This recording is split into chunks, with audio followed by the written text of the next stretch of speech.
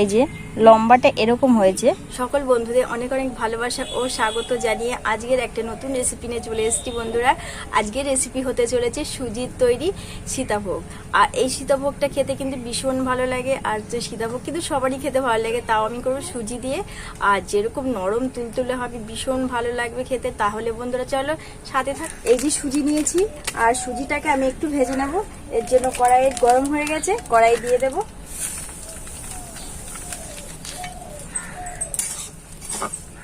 সুজিটা হালকা ভেজে নিলে কাঁচা গন্ধটা কেটে যাবে। সুজিটা ভাজা ভাজা হয়ে গেছে, এবার আমি জল দেবো সুজিতে।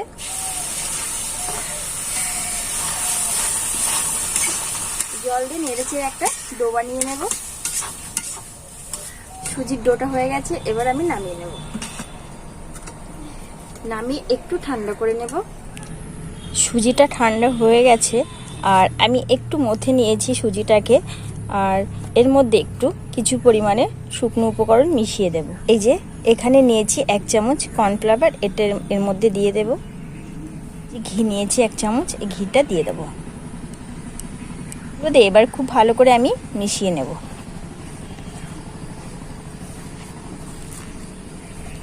সুজির ডোটাকে কিন্তু খুব ভালো করে আমি মেখে নিয়েছি। এই দেখো এরকম শক্ত করে এটাকে কিন্তু মাখতে হবে। আর এই বাকি অংশটা আমি রেখেছি, এটা করব আমি নিকুতি তৈরি করব। এর জন্য এটাকে একটু ভালো করে আমি মেখে নেব স্মুথ করে। এটাতে আমি নিকুতি বানাবো। আর এর মধ্যে এখন দিয়ে দেবো একটু বেকিং পাউডার। আর বেকিং পাউডারটা দিয়ে ভালো করে আমি এটাকে মেখে নেব খুব ভালো করে। তাহলে বন্ধুরা নিকুতিটা খুব ভালো সফট হবে আর ফুলবে ভালো। এর দিকে এবার আমি অল্প অল্প করে নিয়ে বলের আকারে করে নেব। 2 হাত দিয়ে আমি এটা বানিয়ে নেব একদম গোল করে। সামান্য একটু দেখবে লম্বা লম্বা থাকে, আমি একটু সামান্য লম্বা করে নিচ্ছি নিকুতিগুলো। এইভাবে করে এই সাইজের আমি নিকুতিগুলো তৈরি করে নেব। আমি নিকুতিগুলো এরকম তৈরি করে নিয়েছি। আর এবার আমি মিষ্টির রসটা করব। এর জন্য কড়াইটা আবারও বসিয়ে দিয়েছি। আর এবার আমি 1 বাটি চিনি কড়াইয়ের মধ্যে দিয়ে দেব। আর এই বাটি মেপে 1 বাটি জল দেব।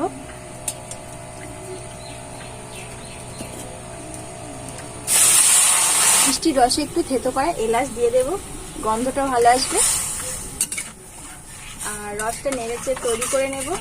এখানে কোনো একতার দুতার করব না, জাস্ট একটা রস তৈরি করে নেব। রসটাকে এবার নামিয়ে নেব, হয়ে গেছে।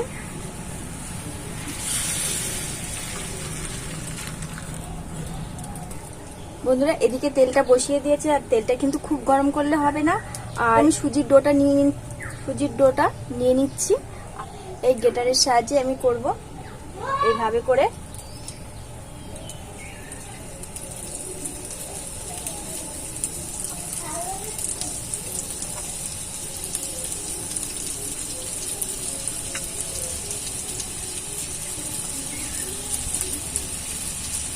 এইভাবে করে গ্রেট করে দেব কিন্তু একে একে।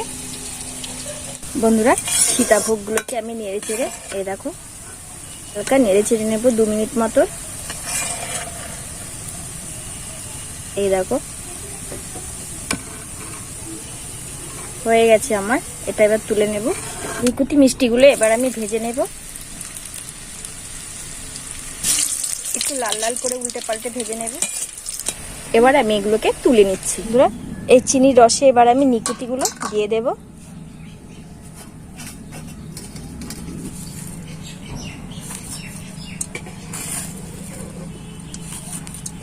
দু মিনিট নেড়ে চেড়ে এর থেকে আমি তুলে নেব রস থেকে, মিষ্টির রস থেকে। এবার আমি এগুলোকে তুলে নিচ্ছি। আমার জালটা কিন্তু বেশি হয়ে গেছে বলে এর জন্য একটু লালচে হয়ে গেছে। তোমরা কিন্তু এই ভুলটা করবে না, জালটা একদম মিডিয়াম রাখবে, তাহলে সাদা সাদা হয়ে যাবে সীতাভোগটা। আর আমার সীতাভোগটা একটু লালচে হয়ে গেছে, কিন্তু খেতে কিন্তু একই রকম থাকবে স্বাদটা। বন্ধুরা পুরো মিষ্টিটা কিন্তু একদম তৈরি করে ফেলেছি, আর দেখতে কিন্তু ভীষণই ভালো লাগছে। আর এই দেখো এই যে লম্বাটা এরকম হয়েছে,